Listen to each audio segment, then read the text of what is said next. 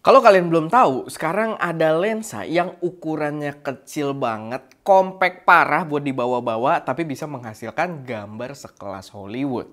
Kira-kira kayak gimana? Kita akan bahas setelah intro dulu.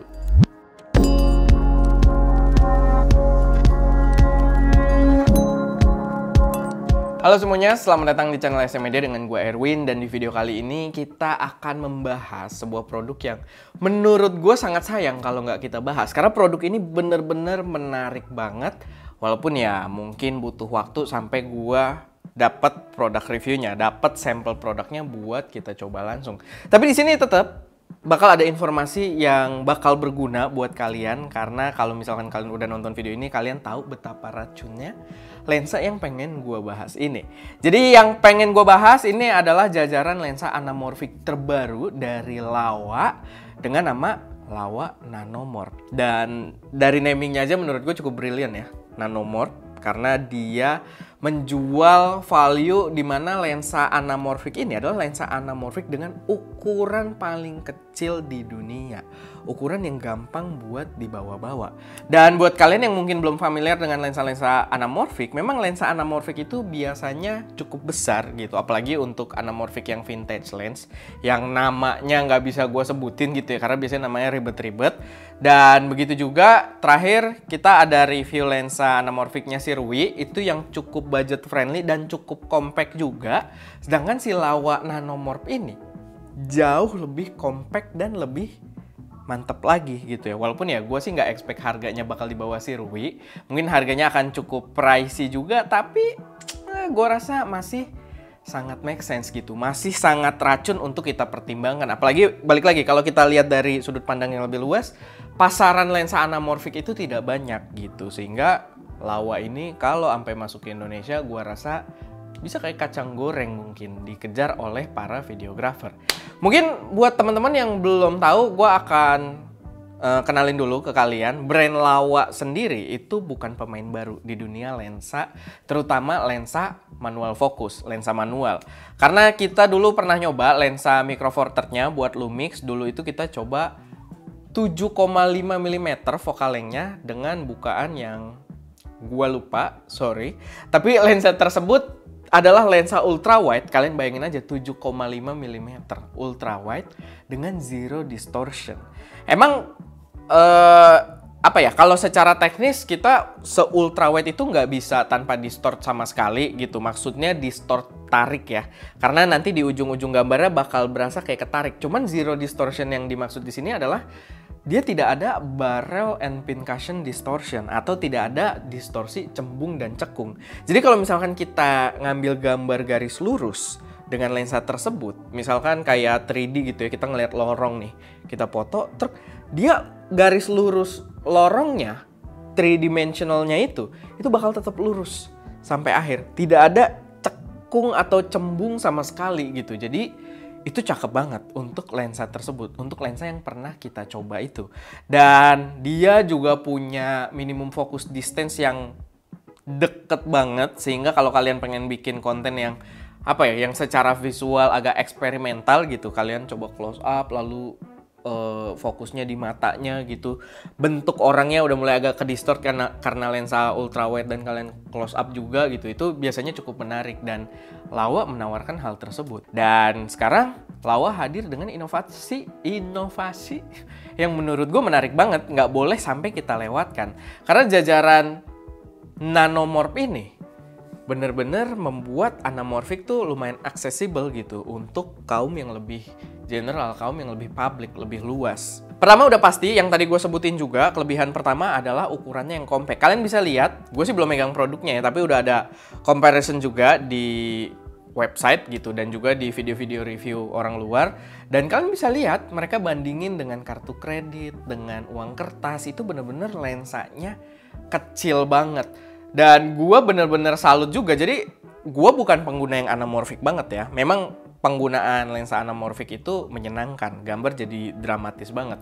Cuman gue bukan yang pengguna anamorphic banget, jadi gue less excited. Tapi pas gue lihat, ukurannya kayak cuman sekartu debit doang, sekartu kredit, itu menarik banget. Gue akhirnya masuk, coba lihat-lihat. Gue lihat juga website crowdfundingnya lewat Indiegogo dan ternyata semenarik itu sehingga gue harus membuat video ini gitu. Bener-bener dia compact banget. Jadi gini, kalau lo pakai lensa vintage anamorphic, lensa-lensa lama anamorphic, lensa-lensa cinema anamorphic, itu pasti ukurannya gede-gede dan itu bakal mempengaruhi banyak hal kayak workflow kita.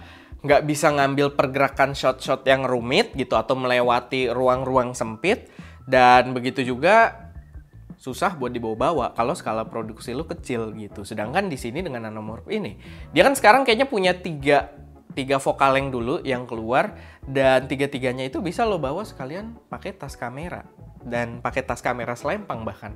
Dan itu lo bawa 3 lensa anamorphic.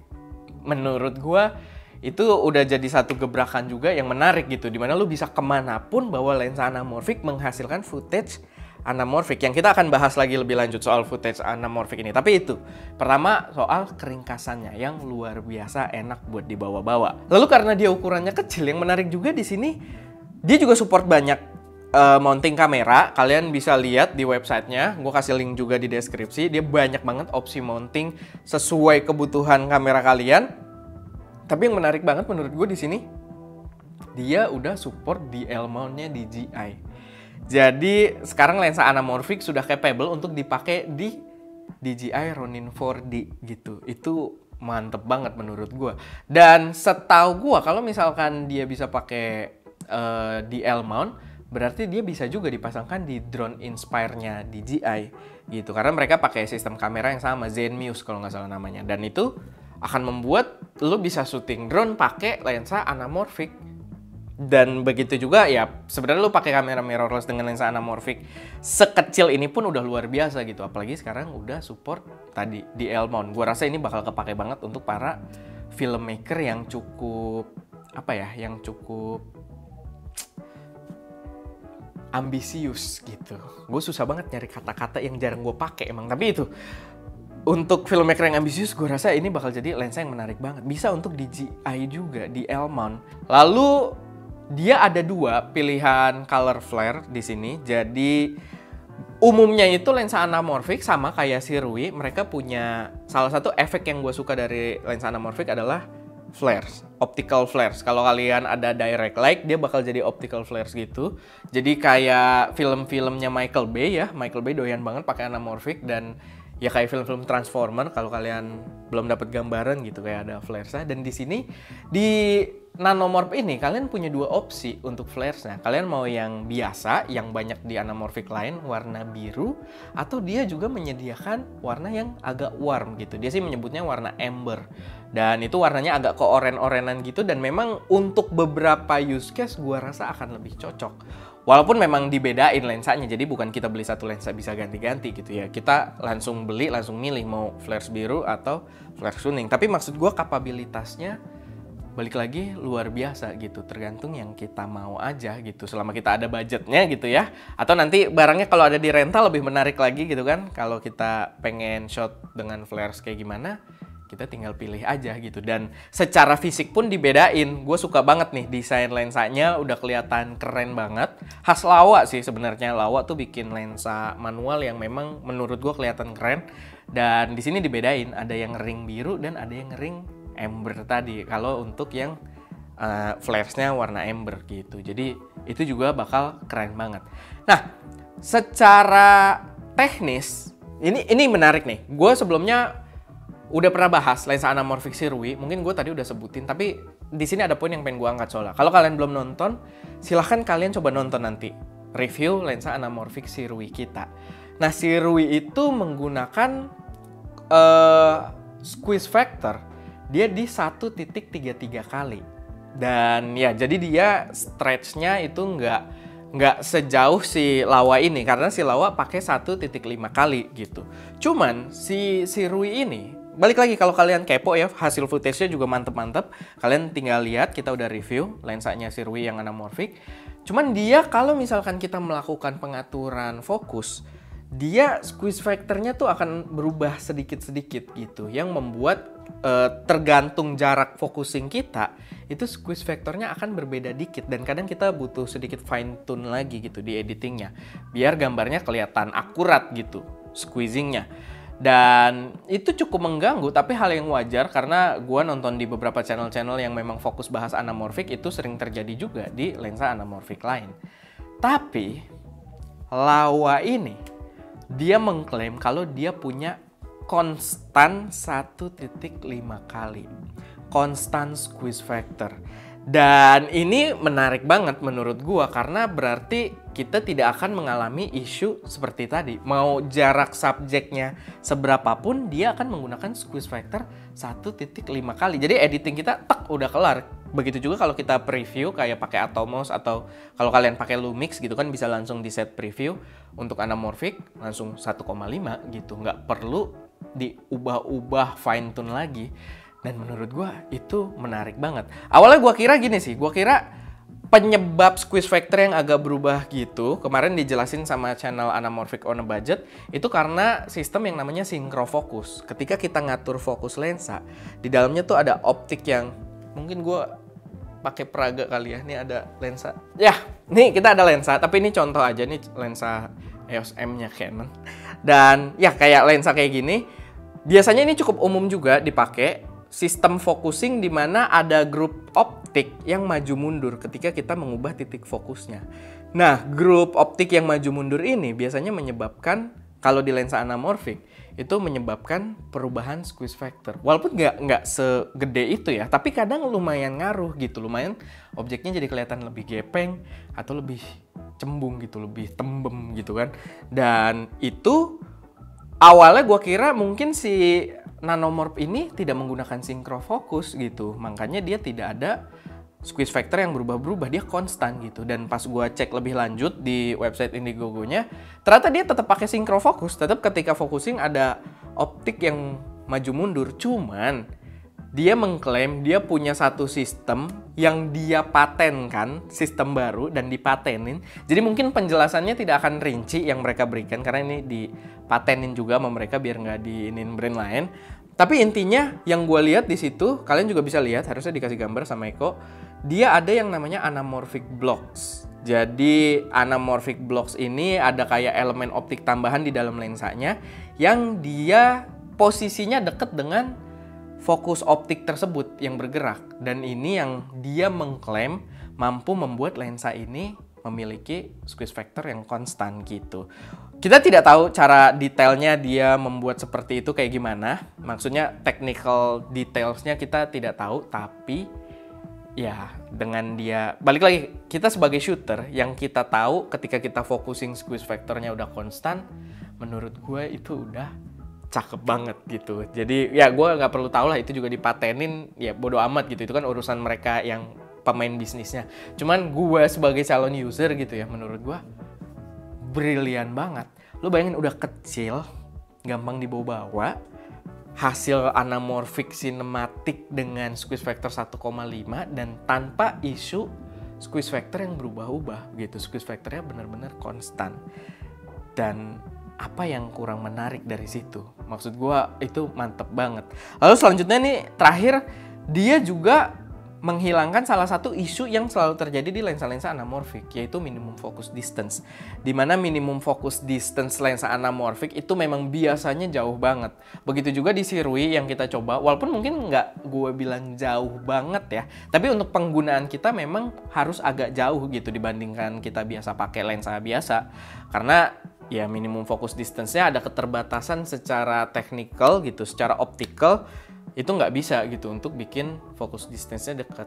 Dan Laowa lagi-lagi membawa kelebihan dia dari reputasi-reputasi sebelumnya, karena di sini dia bisa minimum focus distance-nya sangat rendah gitu.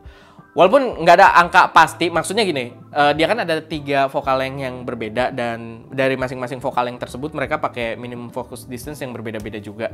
Cuman dari footage yang diberikan gitu, dari contoh footage yang diambil, yang didemokan oleh si Laowa, itu close up banget sih untuk lensa anamorphic gitu. Jadi gue pede kalau lensa tersebut memang minimum focus distance-nya deket. Dan ini memang jadi apa ya, menurut gue khas Laowa banget gitu. Jadi dibawa lagi kayak yang tadi gue jelasin di awal kan, apa urgensinya bikin minimum focus distance di optik lensanya gitu pada lensa ultrawide dia yang dulu. Sekarang kita bisa mundurin minimum focus distance lensa-lensa biasa dibanding brand lainnya. Nah, sekarang mereka bikin anamorphic dan mereka juga bilang kayaknya kita juga bisa mundurin minimum focus distance-nya untuk lensa anamorphic. Walaupun nggak se-ekstrim lensa biasanya ya, yang bisa sampai di depan optiknya banget. Di sini masih ada jarak, tapi balik lagi untuk lensa anamorphic, kayaknya itu paling deket gitu.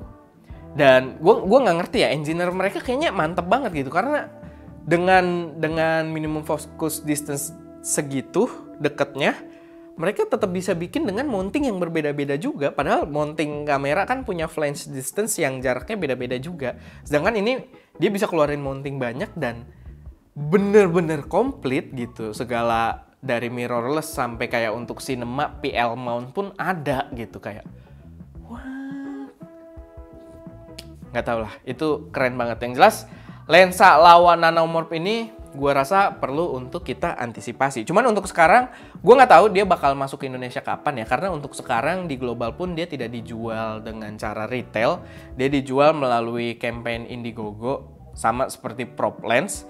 Dan ya kalau kalian tertarik dan udah nggak sabar, mungkin kalian bisa langsung back ini mereka gitu kan, Indiegogo mereka, crowdfunding mereka. Cuman untuk gue, karena gue belum pernah nyobain nge-back Indiegogo gitu-gitu, crowdfunding, jadi gue rasa gue lebih akan menunggu dulu gitu. Karena kalau kita lihat sejarahnya, PropLens pun awal keluar itu via Indiegogo dan sekarang PropLens bisa kita beli secara retail dan udah masuk Indonesia juga. Nah, cuman kalau si nanomorph ini gue nggak tahu kapan bakal masuk Indonesia. Tapi gue akan setia menunggu gitu. Karena ini mantep banget, jujur. Lu bisa bikin gambar kelas Hollywood dimanapun gitu. Kalau kita berbicara soal lensanya ya, bukan ya kamera, tergantung kamera yang lu pakai juga, cuman anamorphic cuy gitu. Lensa anamorphic bisa lu bawa-bawa sekaligus berapa biji dan lu bisa ambil shot-shot anamorphic dimanapun, itu udah keren banget. Oke, itu aja sih paling buat video kali ini. Semoga jelas atas apa yang gue sampaikan ke kalian. Semoga bisa memberi gambaran yang baik dan bisa nambah wawasan atau referensi lensa racun juga buat kalian. Gue pribadi kalau gue adalah videografer profesional dan punya budget yang banyak gitu ya, atau pakai budget kantor, gue sih langsung nge-back Indiegogo mereka pasti gitu. Karena ini menarik banget. Gue jujur nggak sabar, cuman lebih aman gue memang menunggu retailnya aja gitu masuk ke Indonesia. Tapi balik lagi, terserah kalian gitu. Yang jelas ini lensa nggak boleh sampai lewat dari radar kalian. Oke, itu aja. Gue Erwin, di belakang kamera Daska, dan jangan lupa